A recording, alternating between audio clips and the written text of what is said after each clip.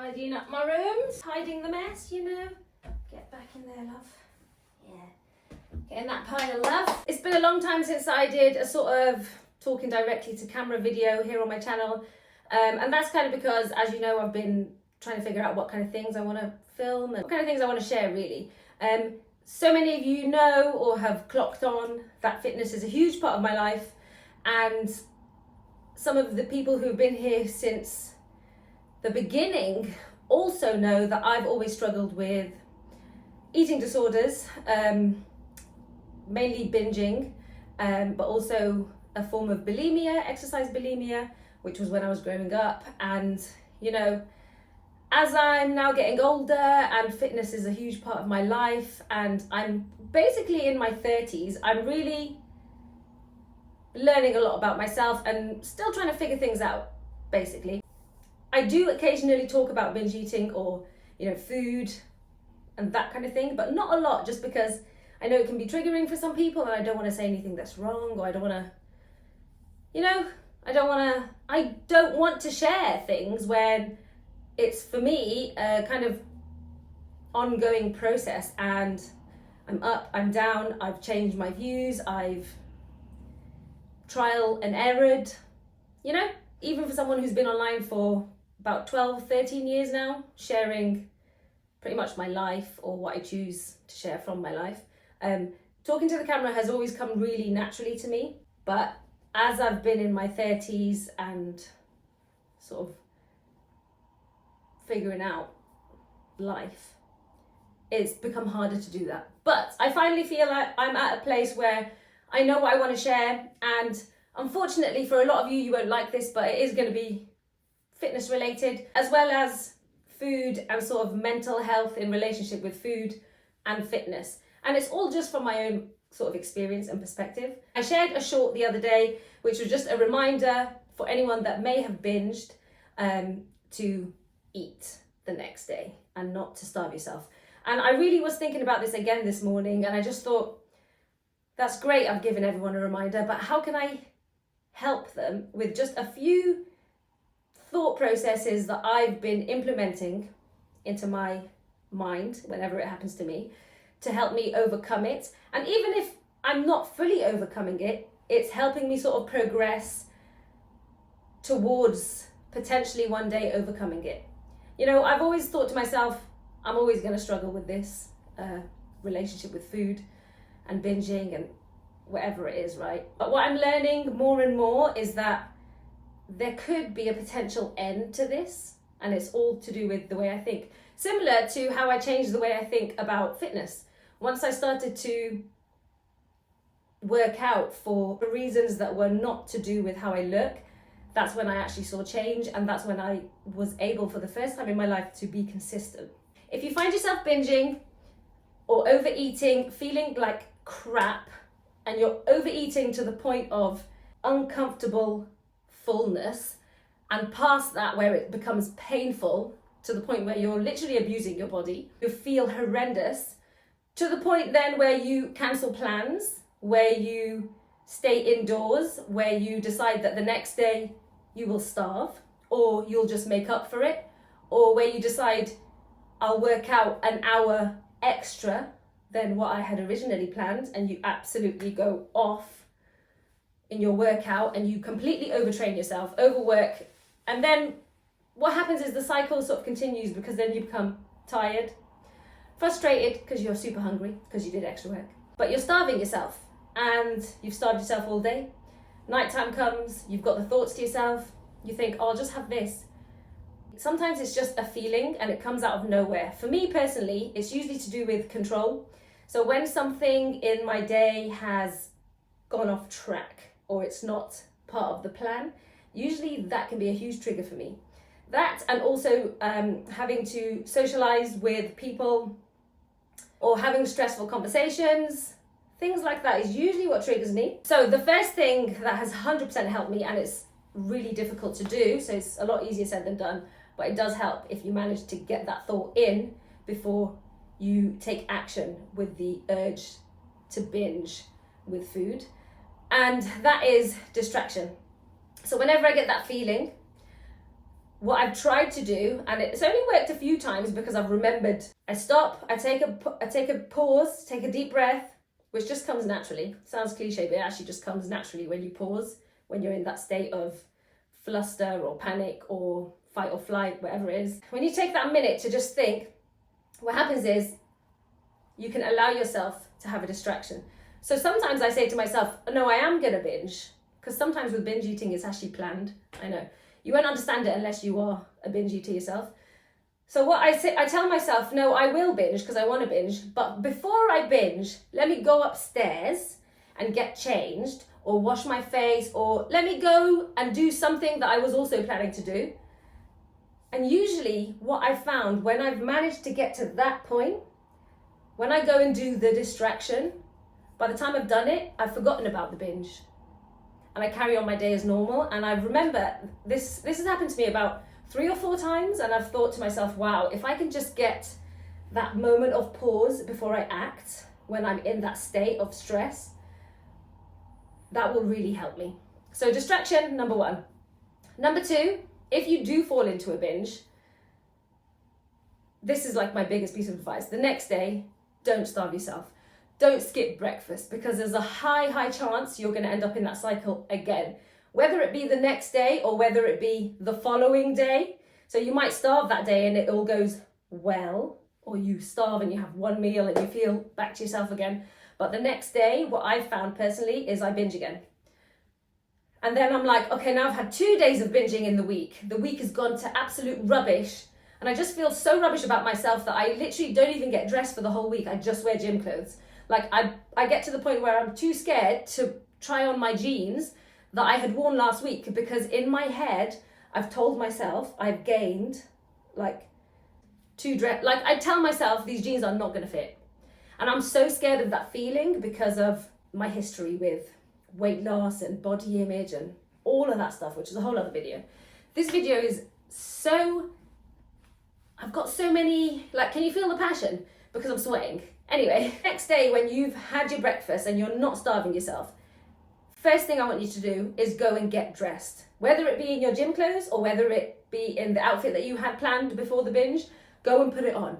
Because 100%, as soon as you put on those jeans, you realize, oh, that's not how it works. You don't just gain weight overnight. It's fine. The jeans still fit. When I've plucked up the courage to actually just get changed, that feeling of feeling rubbish because of a binge or feeling bloated and just gross, it goes, because I'm in the clothes that I feared, right?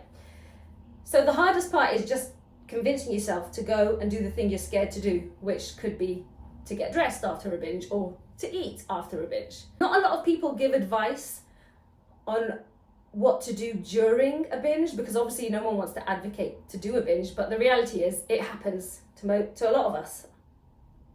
I reckon most of us actually. During a binge, I think it's really important to drink loads of water, like a lot of water. It can make you super thirsty to eat all these kind of foods together all at once, and it'll just make you feel sometimes the next day really weak. And I don't know if there's a science behind it, but what I found is usually the next day I'm actually really hungry and I get huge hunger pains. And I've always thought, why is that when I've eaten so much and I've eaten into the night?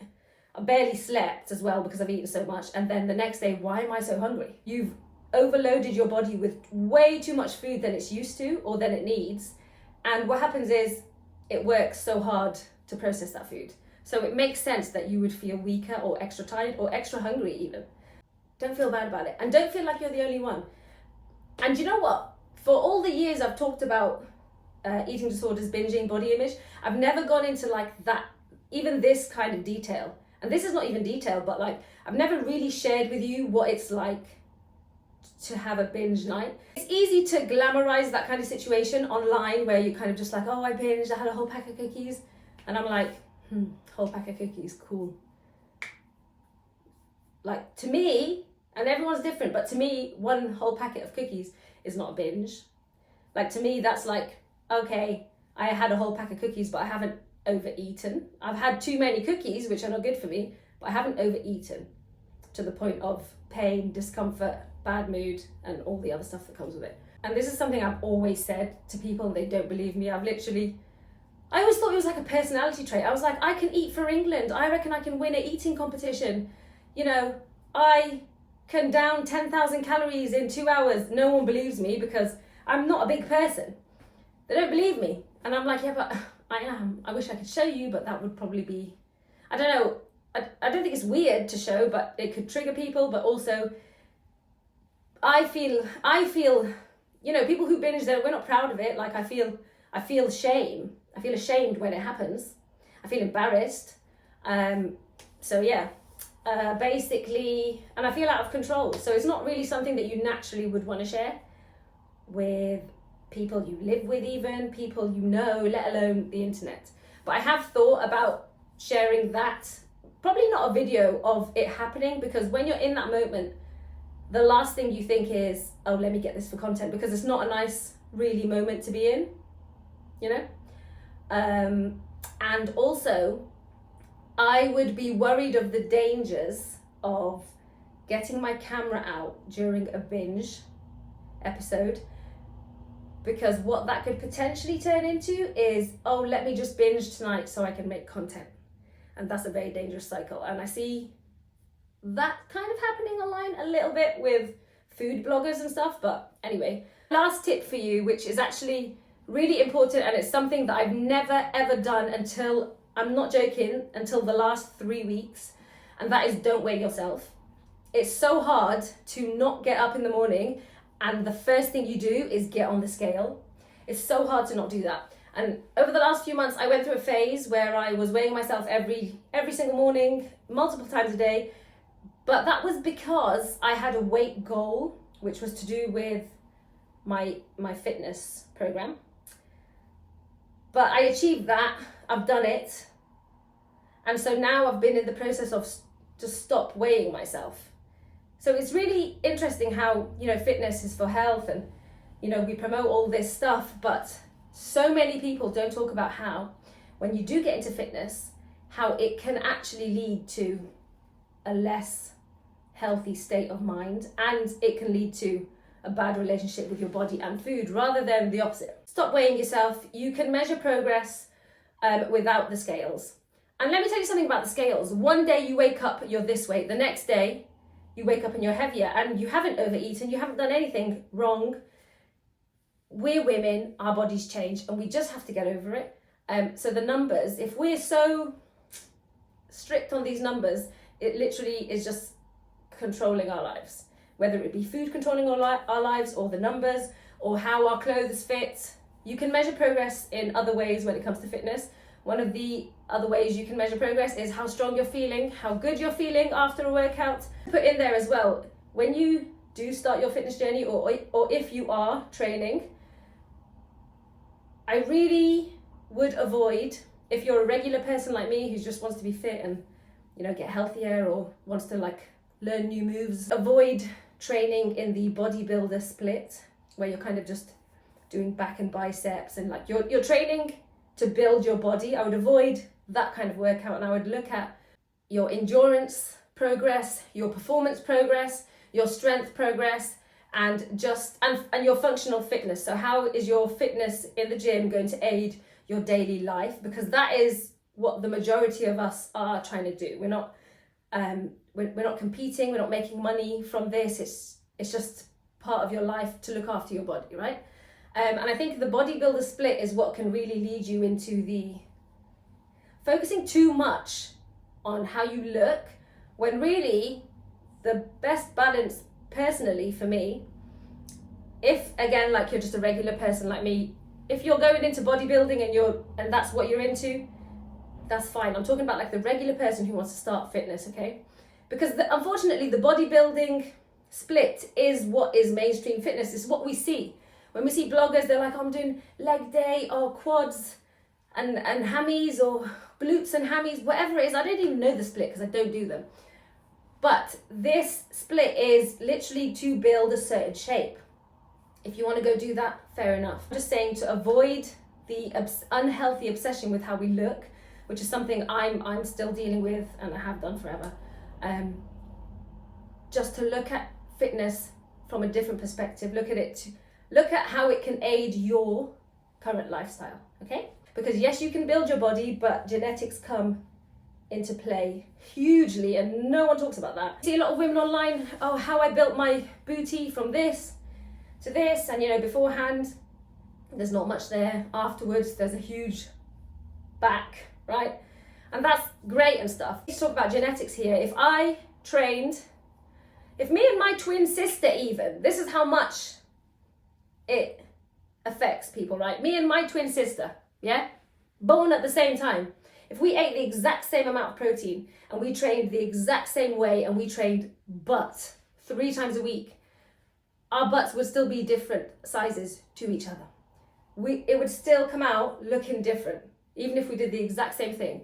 And we're twin sisters, okay? So we can't compare ourselves, and we can't compare the results of other people online, and we have to be realistic. No one acknowledges genetics, and it's really annoying, okay? So yeah, as usual, I went off topic, but I really hope these things help.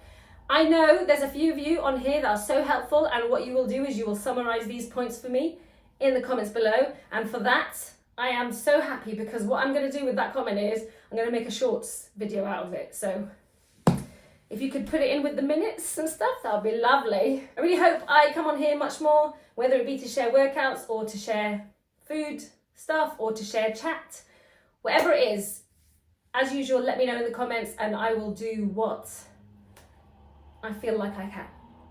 Anyway, oh my gosh, it's Ramadan soon, and oh my gosh, okay, so in Ramadan, I really wanted to do live YouTube workouts every single day, even on a rest day, because on a rest day, maybe we stretch or maybe we just chat. Let me know what you think. I've got to go. I actually have to go to the gym. Okay, bye. Wait. Sorry, I have one more tip. This is something I only actually consciously implemented in the last year, and by golly, it helps. Protein helps to keep you fuller. Your body also works so much harder to process that protein. And it's so good for you when you're building muscle. You don't need as much as you think or what they tell you online, but you definitely probably need more than what you're currently getting if you're not big on food in general, or if you don't like chicken and meat, you get a bit like with it, or if you don't like fish, you probably need a little bit more.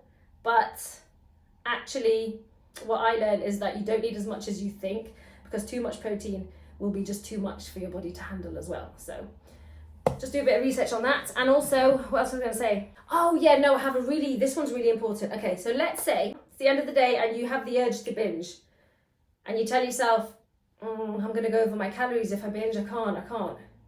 Or you tell yourself, I really actually want this meal, which is just like a good dinner that your partner cooks.